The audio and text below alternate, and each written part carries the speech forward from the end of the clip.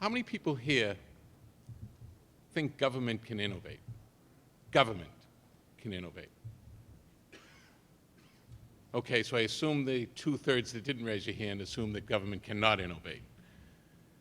How many think government, truly, how many people think government cannot innovate? Oh, come on. I'm from the federal government and I'm here to help. Innovating in the federal government is not easy. It's not easy. But it's important.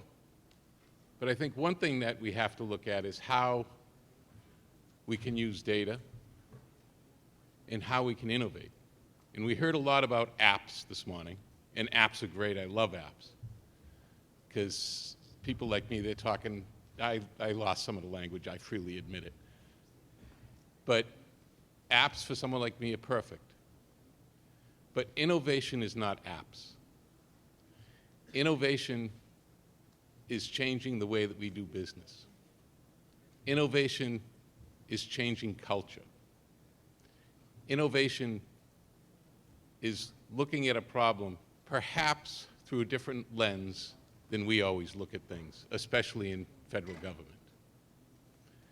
So one of the challenges that I throw out to you is to challenge government, is to challenge us, how we do business, to look at things through that different lens.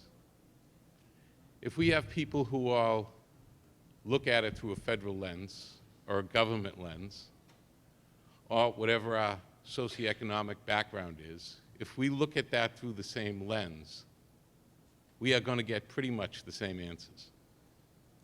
We have to look at this through different lenses. This audience could be a bit more diverse, and I mean diverse from the backgrounds of people that are here. How many people are here from the faith-based community? How many people here from the nonprofit world? How many people here from entrepreneurs? How many people from government? How many people are academics or want to be academics? See, more hands went up when I said want to be academics. We need to continue to open the doors. Something that we've done at FEMA for the last few years. How many people have heard the term whole of community? A handful. Whole of community, and I'll give you the Reader's Digest version, is bringing together people who haven't been at the table. If you look at federal, state, local government, tribal governments, very strong, can do lots of things. But when we respond to a disaster, that's not enough. When you're looking at innovation, that's not enough. You have to bring in the private sector. The private sector does 90% of commerce in this country or more. So when a disaster happens, to assume that FEMA is going to respond to the disaster and just FEMA or just government is ludicrous. We have to bring together the private sector. Similarly, in these disasters and in innovation, the private sector is key. Have to bring together the faith-based community in disasters. They have to have a seat at the table. The nonprofits have to have a seat at the table. And the most important part of the team is the public. And that's where the new innovations come in. That's where we have to listen to people. That's where we have to continue to open the door. As we look at being whole of community and we look at being survivor-centric, what does survivor-centric mean? It means looking at the survivor first. Let's not make it easy for government. Let's make it easy for the survivor. Having been to pretty much every disaster in the last 4.5 years and looking at survivors, in meeting survivors, in looking at what we do and what we've done has not been survivor-centric. It was easy for us. How many people have ever had to go through a disaster or had to call FEMA or your local state or local agencies, state agencies for help. We don't make it easy. What we've done with the help of innovators is to make the experience for the survivor easy. They're going through the worst time of their life. So what we want to do is make that easier for them. And the innovators have helped us, whether it's our disaster recovery centers changing the way we do business, whether it's looking at, you'll hear about GeoQ in a few minutes, looking at how we can make things easier for the survivor to actually look up. We did during Sandy, find your home, so people can see how their home was, where their home was standing, and then they helped us with the damage assessments later on. So what we have to do as FEMA, as government, is to look and put the survivor first in what we do and how we do it. This past summer, the President highlighted the importance of data innovation really to support the whole community, but specifically around the area of climate events and looking at climate adaptation and how we can use data and how we can look at how we can mitigate some of the climate change events and how we can help with that mitigation and how we can bring together new ideas, entrepreneurs, innovation to help combat some of the problems that come up with climate change. One of the key things that we're able to do is to bring together people to help solve some of the problems that are going to face us all. So we also look at how many people, we had an event last August at the White House. It was a Data Jam think tank. How many people, I know some people were there, how many people were there that are here today? So a few. And that was a little bit different setting, a little bit more intimate. We had about 80 people or so, and had people really coming up with some new ideas and to challenge how we can do disaster innovation, real time. We did field innovation team during Sandy that did some really amazing things. And during this Data Jam think tank, came up with 10 different ideas that people have been working on since. Everything from arts and disasters. People say it's arts. I think there's an R in there somewhere. But arts and disasters, that how they can come in during a disaster and help out. What arts can do for people after a disaster. Had some very good success in New York. Also had kids involved in a kid radio station to look at preparedness. Also had looking at some energy issues of how to solve some problems around energy during disasters. Look at crowdfunding for small businesses to help get back up and running after a disaster. 10 different things that a group of 80 came up with and now have been working on since August and seeing some great results. So as we look at opportunities, let your imagination run wild. Don't just go by, this is the way we've always done things. We need people's help. We need your help. You know, FEMA has an app, Disaster Reporter, where you can go out and take pictures of a disaster and send it in. Then that goes into, Jackie will touch on it after me, and talk about how we can integrate that to a lot of other information and data that we're getting.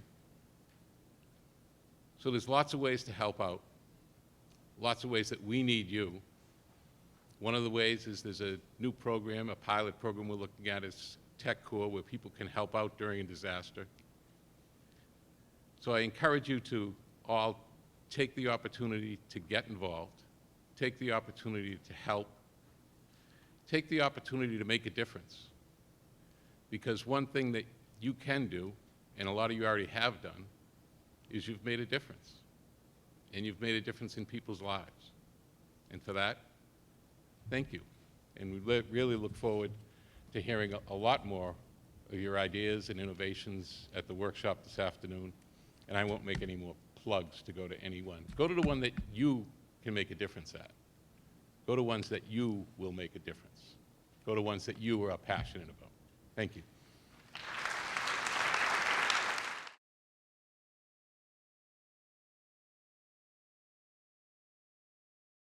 So today I'm going to talk to you about GeoQ, which has been a project that I've been working on for the last 6 months or so during my fellowship.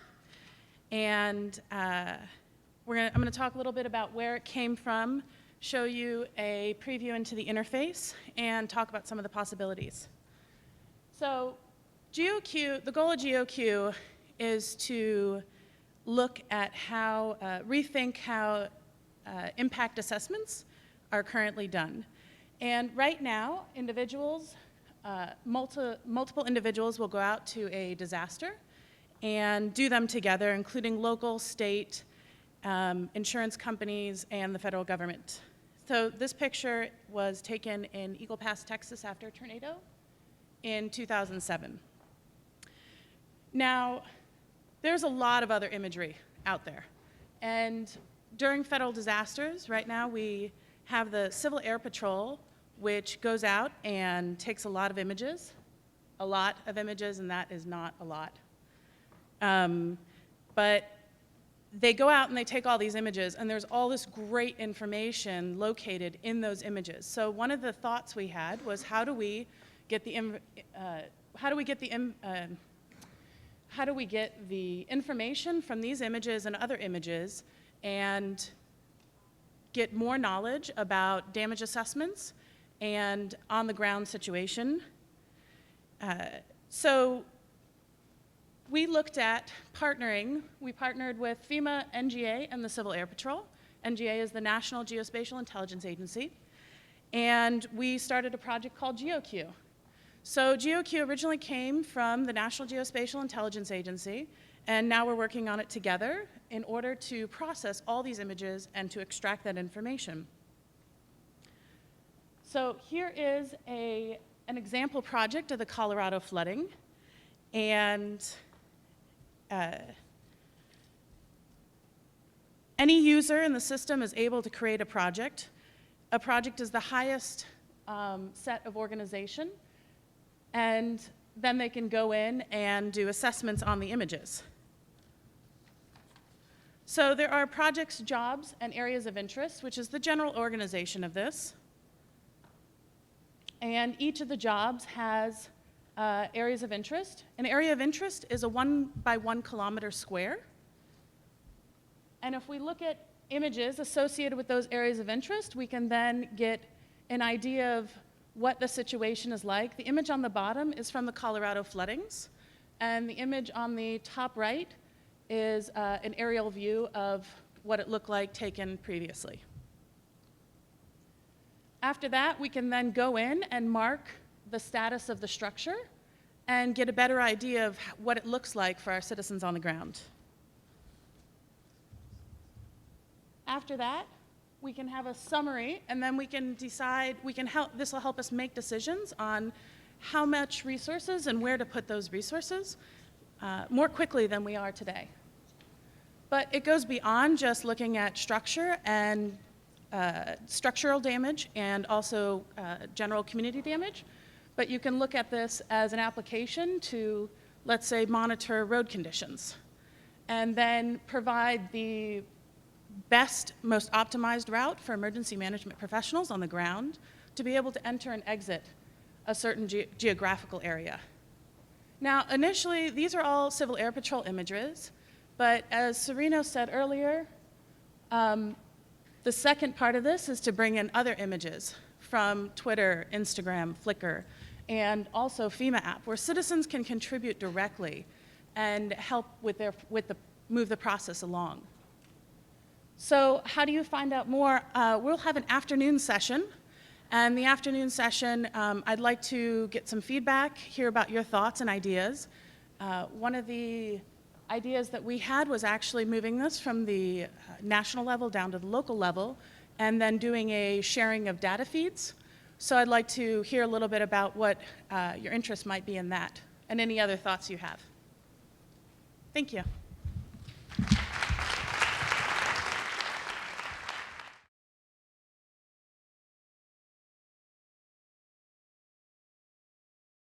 I just want to basically kind of introduce you to kind of why we're here. So I don't want to kind of preach to the folks from the disaster relief communities here, but because you obviously know this much better than I do. But in the hours and days following a natural disaster, obviously it's very important that we're able to get the supplies that have to get to folks who are in the impact areas, and to be able to get the people who are there out of harm's way.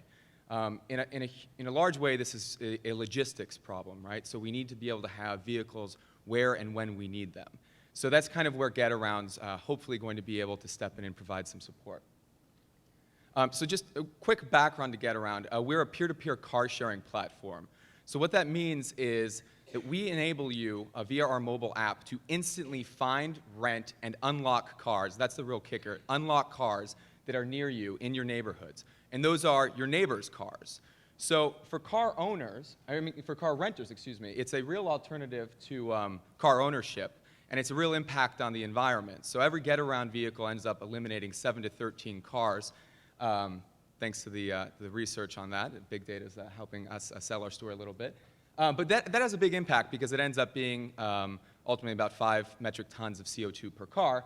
And for a car owner, what that means is if you still have to own a car and abandoning car ownership altogether isn't something for you, we empower you to make some additional income from your car. So the average owner right now makes about $500 a month, some in excess of $10,000 a year. So what's important here is GetAround doesn't own any cars, right? We don't have a fleet of cars. We're peer-to-peer. So we literally are the community. We depend on every car owner in that community to create a network of available cars. We depend on every renter in that community to sustain our businesses. So what that means is, so currently we're launched in Chicago, we're launched in Portland, San Francisco, San Diego, Austin, but we don't exist without these communities. We are the city. So in the event of a disaster, it's not just good of us to help out, it's imperative that we help out because we are the community. So very quickly, I just want to hop right into it. What are we going to do? So first and foremost, in the event of a disaster, we're going to launch a landing page that explains to folks how they can help and how they can get help with some counsel depending on what's going on from the authorities. It's a very simple move, but it's important. The second thing that we're going to do is that we're going to email blast all of our owners in the area, and we're going to send them SMS, push notifications, asking that if they can, if they're not in the immediately impacted areas, that they make their cars available and that they reduce the prices. And so the final thing we're going to do, and this is kind of the biggest thing that GetAround can do, is that in the event of a disaster, we're committed to completely waiving our commissions on this. Because like I said, as stakeholders in all of these cities, we're committed to lending a hand, and ultimately what we're doing is helping other people in that community help their neighbors. And so it's important for us to show that we're actually stakeholders in that. So we want folks to know, as Deputy Administrator Serino pointed out, when these things are happening, it's the worst day of their life. So it's important for us to let people know in our communities that we're engaged with them and that we've got their backs. So in the months ahead, we look forward to working with Brian and the different departments. And you've got a open door, and you can reach me at patton@getaround.com. And my one little lobbying for GetAround is everyone please take out your cell phones and download the app. It's free. Thank you.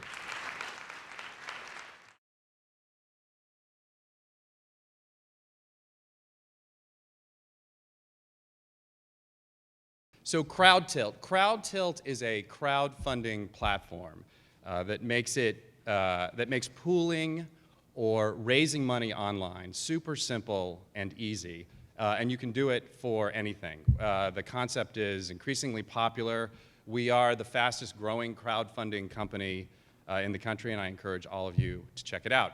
So at a previous Datapalooza, a conversation emerged about the potential use of crowdfunding for disaster scenarios. And so when we got the call from FEMA to start a conversation with them about this, we felt pretty lucky because it's right in our wheelhouse. And in those discussions, we started to focus, and we realized that focusing on small businesses would be a good idea, because small business in particular, after a disaster, they have terrible difficulties getting back up on their feet. And so we looked at our platform, and with a few modifications, and using FEMA's open data, we can build a very robust and probably the first large-scale crowdfunding solution for small businesses who are looking to rebuild after disasters. And so our thoughts led us to this, what you see here, which is always unnerving to me because that kid looks very much like my son, but he's not my son. But the idea for this is that working with FEMA can really help awareness that crowdfunding is actually another option, an additional option for businesses that are looking to get started right away. And our principles in designing this were really three things: simplicity, immediacy, and community. We know from our own business that being simple and social are the key ingredients to making a crowdfunding campaign successful. And in the case of small businesses looking to rebuild, they want that immediacy of being able to take concrete steps right away to start getting back on their feet. And so here you see that we would do our job to make this super simple to get people in. And once they start, this is what a campaign page typically looks like. That's the small business owner, and there's her funding goals and her description below of what she's looking for. This is super simple to create. And right underneath the title there, you see verified by FEMA. That's a nod to the use of FEMA data to verify that this is an actual business, an actual disaster area. And that's a critical component that adds confidence for donors that will make this campaign more successful. And if you scroll down this page, this is really the community that I was talking about earlier. This is, like I said, the secret sauce in our normal crowdfunding campaigns, but you can imagine in a community where a business is trying to get started, you will start to see the community come together. You will see all your neighbors there, and that gives a campaign both a sense of community and a sense of momentum, which leads to success. And that's really the final point I'll make here. The promise of this is that imagine the day after a disaster hits, a community coming together right away to start rebuilding a business. That's the promise that we think of what this holds. So it's a work in progress. They're early concepts, and we look forward to hearing your feedback at the sessions later today. But the one thing I can tell you is, based on our own experience at CrowdTilt, we know this will work. We know this will provide relief. So thanks.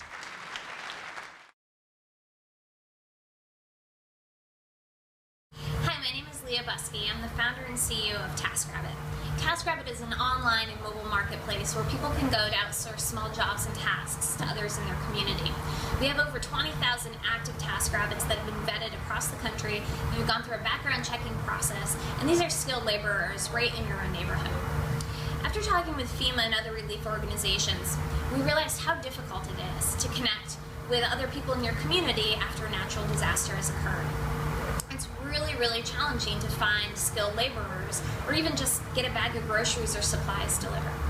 At TaskRabbit, we're really excited to create a portal where people can go in a time of natural disaster, in their time of need, to connect with other people in their community. We have skilled laborers across the country that can help people out in their neighborhoods in real time. TaskRabbit was founded on the premise of neighbors helping neighbors, and that's why we're incredibly excited to be part of this important initiative that will help FEMA and other relief organizations provide faster support in people's time of need.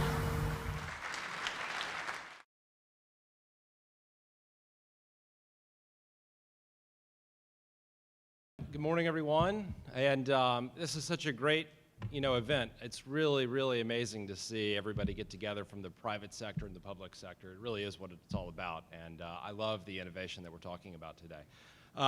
What I wanted to do first was give a, very quick background on who the Weather Company is. You know us as the Weather Channel, and as long as you're not on DirecTV, you can still receive us. But we also have a pretty great, collection of apps, online digital products. We do a lot in the B2C space with local television, providers all across the country, and we power airlines and energy traders and insurance companies, as well as helping other governments around the world outside of the United States, keep their public safe. And at the core of that is data. It is all about data. We bring in 20 terabytes a day of data. We, churn that data. We apply logic to that data. We apply apply our forecast to that data, our own science to it, and with a mixture of great government data and public sector data, we really bring that to life. And we bring that to life to an incredible number of people. And so this is a little bit of a bragging slide, but it's important because you can have data, but if you can't get that information out to people, then you can't keep them safe, right? So being the #1 media outlet in terms of 166 million unique people across the country that every month tune into one of our 4 screens, online, mobile, web, or TV, allows us to reach and keep people safe.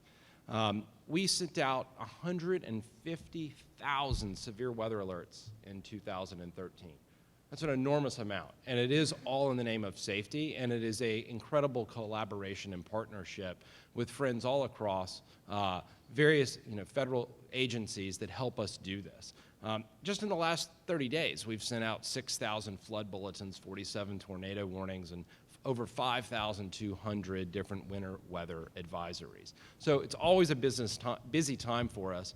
And again, connecting all of this to the consumers and to the general population is what it's all about. The 78% stat, I think, is really important. To have 78% of our country connect with us throughout the course of 2013, it's really great to have one place where everybody can go because it helps us in a time of need or a time of crisis communicate effectively and quickly.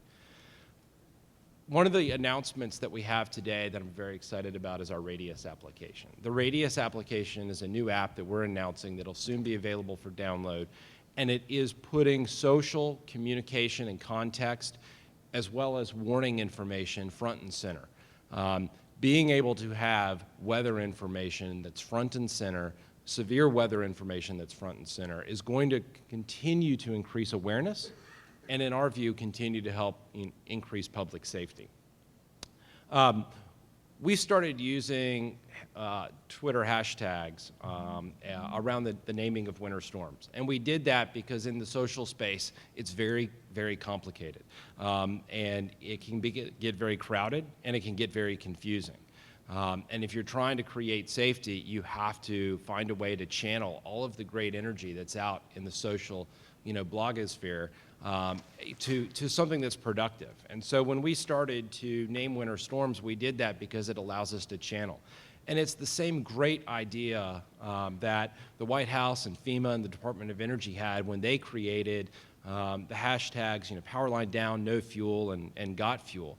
It's a great way to channel all of the information around what's going on in the time of a crisis. And we're really excited that we're going to be fully supporting that across our 166 million different unique customers, viewers, and application users every single month. So we believe that by us supporting that, we're really going to be able to help allow FEMA and the Department of Energy channel its resources in those times of need and crisis.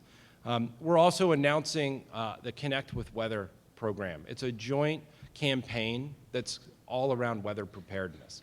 And it's bringing together the who's who, the best of agencies, nonprofits, and public and private sector organizations all coming together, all focused around trying to raise awareness. So if we bring best-in-class science and weather information that we're excited to bring to the table and join forces with all of these great organizations, we're really excited because helping everyone prepare for the inevitable is what it's all about. And the incredible partnership with data that we get from NOAA, the National Weather Service, and the partnership that we have with the Red Cross, it's just phenomenal. And being able to do that now with our friends across FEMA and the Department of Energy and the White House Executive Office is just a great next step for us. So we're very excited to be a part of that, and thank you all very much for your time.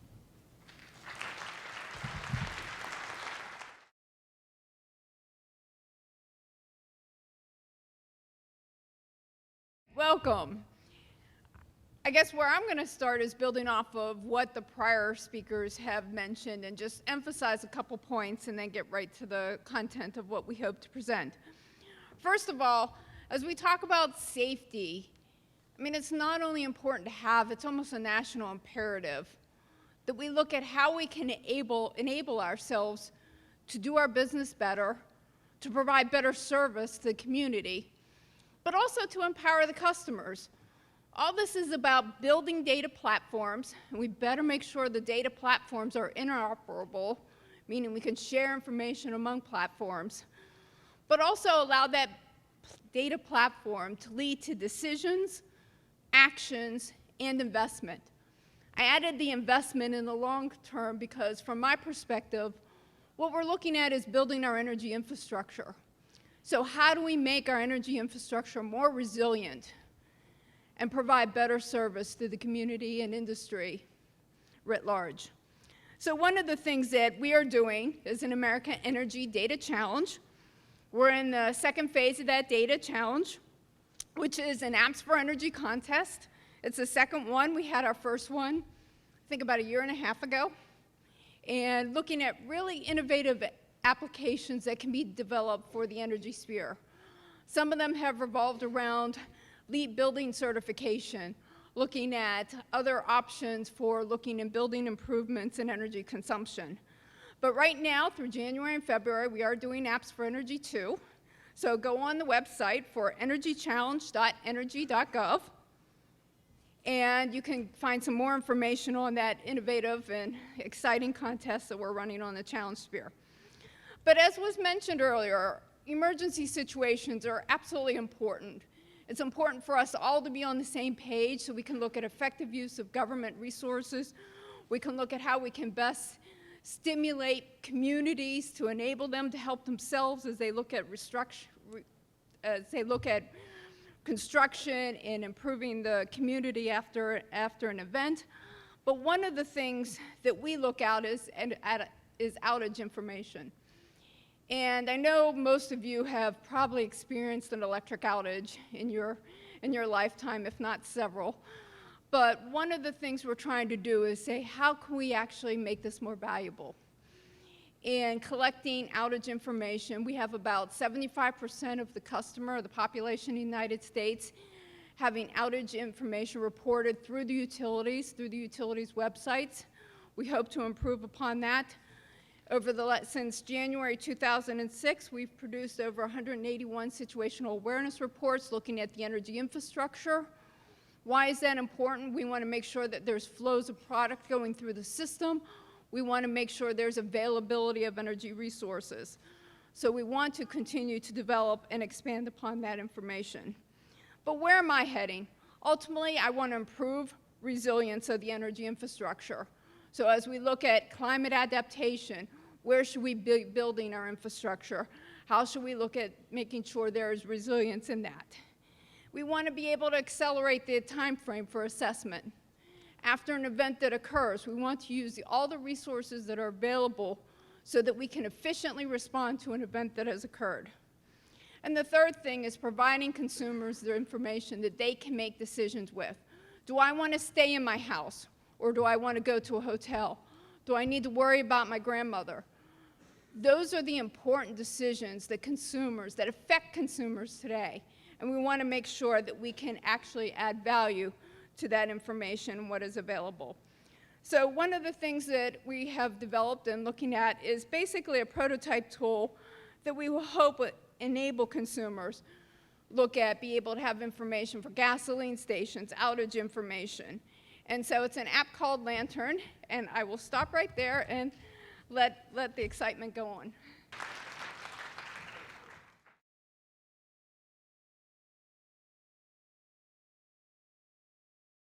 Good morning, everyone. As Pat mentioned, my name is Derek Frempong. I'm a Presidential Innovation Fellow at the Department of Energy, focusing on disaster response and recovery. I was brought on board to build an application that would help Americans prepare for gas and power outages during a disaster. Over the last 6 months, I've worked with FEMA, the White House, and my colleagues at the Department of Energy to build this app. Today, I'd like to give you a sneak peek at what we've built so far, and would love your feedback. So here we are, U.S. Department of Energy's Lantern mobile app.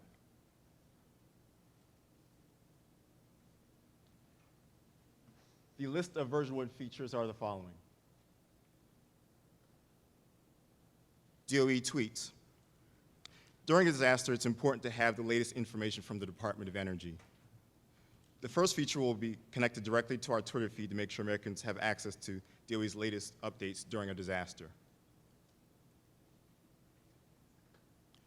Tips and guides. During a disaster, it's also important to have easy access to preparedness tips. The second feature provides quick access to a vast resource of disaster preparedness tips from the Department of Energy itself. Finding fuel. Finding fuel has proved to be challenging during past disasters. The third feature helps connect users with information to find fuel. We'll be pulling information from social media through those hashtags that were mentioned before, Yelp through a special access to their API, and users reporting through the app itself to ensure that we depict the most accurate picture possible in a given area. Power outage maps. Understanding where there's electricity is critical during a disaster. The fourth feature will load the power outage maps of the utility companies for a given location. This will allow Americans to make informed decisions based on restoration times and knowledge of areas that still have electrical power. Reporting down power lines. This app enables Americans to both consume and report information. The last feature will allow users to report downed or damaged poles and power lines. This information helps utility companies to literally have a better picture of safety hazards that need to be addressed and how to best address them based on the images uploaded by concerned Americans themselves. So that's the list of version 1.0 features. Again, like I said, we welcome any feedback that you'd like to give us in developing this app. Thank you.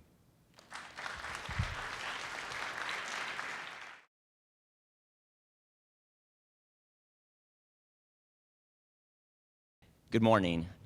Thank you so much for the Department of Agriculture for hosting today's event, and thank you so much for the invitation from the White House Office of Science and Technology for the countless hours they've put into this program, but also for connecting innovators in the private sector to innovators across the federal government.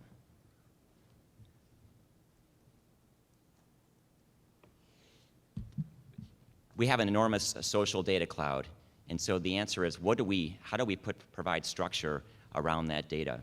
The data here represents all the different types of social media sources, and our goal at Geophedia is to provide structure to that by physical location. How do we actually provide the geospatial information on a map through applications like a geospatial map? With the advent of smartphone penetration across the world, these smartphones have GPS coordinates. The GPS coordinates identify a person's location, and it's our goal to deliver geospatial social media across a wide range of social media sources like Twitter, Flickr, Instagram, YouTube, and Picasa. So today, we're excited to announce an innovative program in conjunction with the White House, the Department of Energy, and FEMA's Innovation for Disaster Response and Recovery efforts to make available social media from events at various locations around the United States. So how does it actually work? When a user takes a picture on a smartphone and through a network such as Twitter, Flickr, YouTube, Instagram, Picasa, or other social media network, they oftentimes tag it, and they tag it with their GPS location. This is an opportunity for first responders and for Americans to actually get their voices heard during a natural disaster. Here, we have an individual taking a picture of our president at the White House. Once this information is loaded into the cloud, we are able to pull the information geospatially using our algorithms and then present that information on a map. Crisis and natural disasters happen at a location. So it's our goal to provide structure to open source data by adding location as the element to the data post, and then present that data on a map so that first responders and Americans can visualize. Imagine a tornado hits Moore, Oklahoma. There's tons of data happening across the world. People are showing their compassion. But what if you could go to Moore, Oklahoma and actually see live videos, pictures, and tweets across all social networks? This is our goal, to make this data publicly available in a structured geospatial format. There's many sources available. We're source agnostic. Here are some of the sources that we pull in. It's our objective to bring in other data sources mentioned by representatives from FEMA, some aerial imagery, other government data into the maps to make that available to first responders and Americans. Here's a picture of one of the maps that we hope to publish in advance of hurricane season this summer. This is a complex shape, and each pin represents an American with a smartphone posting on Twitter or another social media source at that physical location, providing that texture on where an individual is and what's happening on the ground real time. Okay, there's only a 30-second lag between when a post happens on social media and when it shows up on a map. This is profound. So it's our goal to help first responders perform rapid situational awareness when a crisis happens. Rich content, people are taking pictures of videos, posts. There's lots of data emerging. You can look at it in a visual format. And here's some Hurricane Sandy data. The question is not how much data is there. There's tons and tons and tons of data. It's providing structure to the data that is filtered. We believe filtering by location is the profound way to get insights to help Americans in times of need. Time is of the essence. Here's just a detailed item view to show you a little bit more of the kinds of things that can happen during a storm. And we mentioned the end goal here, though, is for us to actually help Americans. That's really, at the end of the day, applying technology to the good work that our agencies are performing, our volunteers are performing, to give them data, to lead them to Americans in time of need in the event of a natural disaster. So in closing, I'd like to thank the White House Office of Science and Technology, the Department of Energy, and the Department of Agriculture for this wonderful opportunity and for connecting innovators across the private and public sectors. Thank you so much.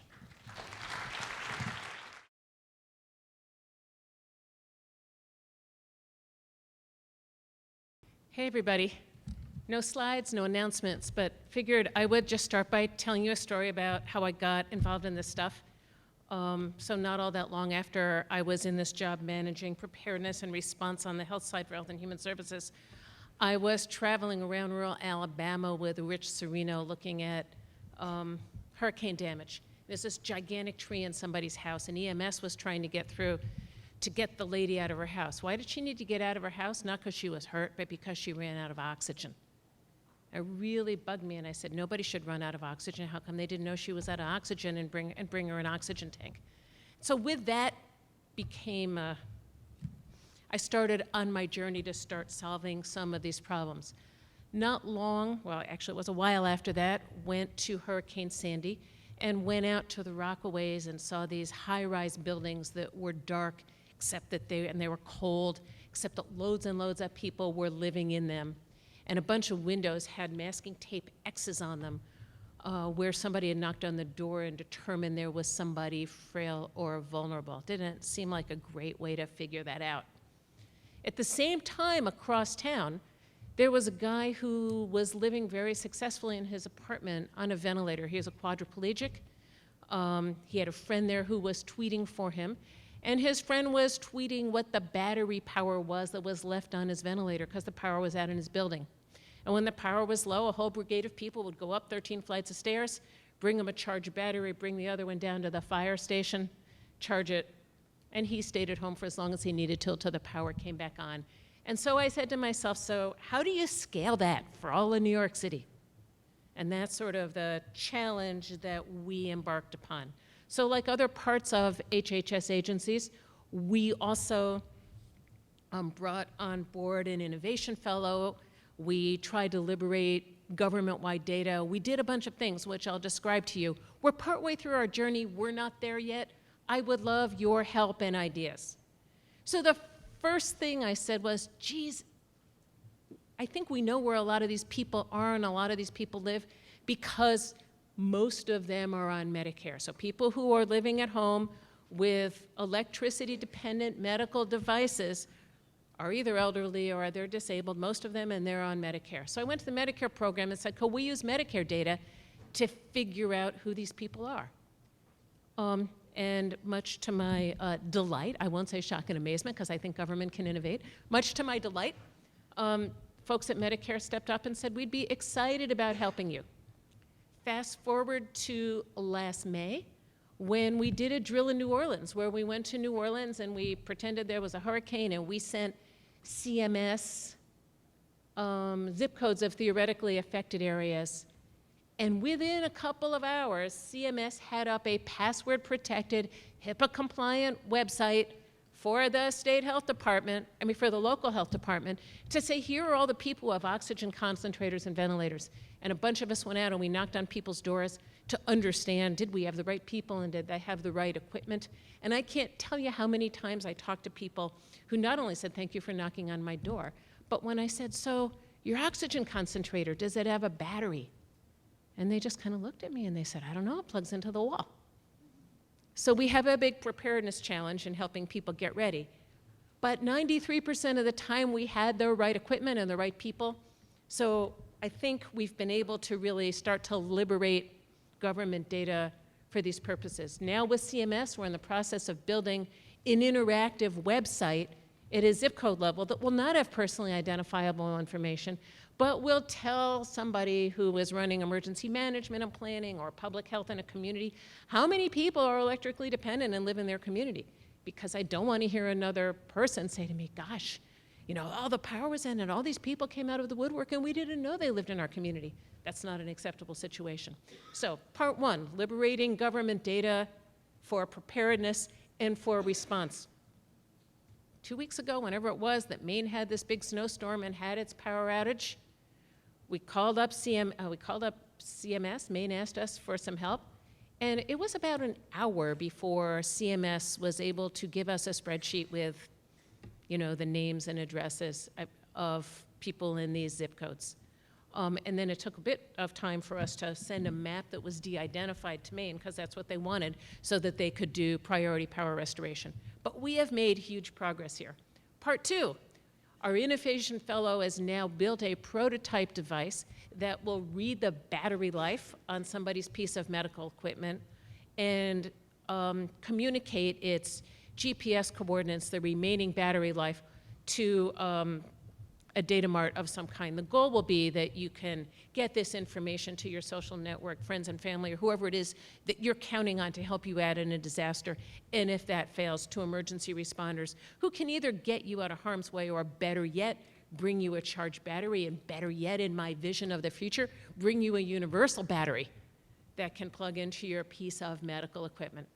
So on that end, we've been working with colleagues at FDA, and I see Suzanne Schwartz there, and a colleague with NIST, to get out there, and now with private companies, to get out there sort of a set of expectations and standards and for voluntary compliance, so that as we look into the future, all the medical equipment can communicate in the same way, and that we move towards some stuff that looks like a universal battery. And finally, more recently, we hosted an ideation challenge to try to get other ideas about solving this problem. We would still very much like to get ideas about solving this problem, and so are open to some feedback from all of you. So what do we need going forward? We need device manufacturers to step up and innovate and help us do the devices of the future. We obviously need lots of tech coders to get some of this stuff across the finish line. We need more input than we've had from the end users of these devices to tell us exactly in nitty-gritty how they're going to use these new innovations and what they would like these new innovations to look for. And obviously we need lots of private and public sector collaboration in this regard. Once we solve these problems, I've got a couple other ones on the list. So I just put those out there to you. In every disaster, we see loads of people who have run out of their medicines and the pharmacy's closed. So we can bring truckloads of medicines in. We're working on better ways of connecting people who have a medication bottle that a prescription for with a pharmacy, with a prescriber, but all the moving parts of that system need to work probably in much faster time than they have. I'll also note that in almost every disaster, the local 911 system crashes because so many people are looking for friends and loved ones. that they call every hospital in town, they call 911. I've had for a long time a vision that we'll have a national system that lets you check in. Facebook does some of it, other social media do some of it. They don't all feed into a place where people can locate their friends and loved ones easily. So if you guys are looking for some additional challenges, those are on the list. The other place I'd love to get your input is, so far what I've observed from our experience as doing challenges and competitions and seeing all this amazing innovation during Sandy and others, that people have amazing ideas. There are great pilots. There is great innovation. Getting it from that concept stage, from that first use stage, to scale and to be sustained and to get sustained investment so that it actually becomes something that is more than a great idea but that people use, is a really big challenge. And it's also been a huge challenge because most of the people who enter these contests and competitions and win them have fabulous ideas and they're really creative, but they're not business people. And so that's the other part that we need to do, is going from the ideation all the way to the other end to scale and sustainability. I think we know how to do it better in stuff like that pharmaceutical industry than we know how to do it here. So I'd be up for hearing from you guys about your lessons learned. But we're serious about being in this space and staying in this space, and would love to hear from and collaborate with all of you. So thanks.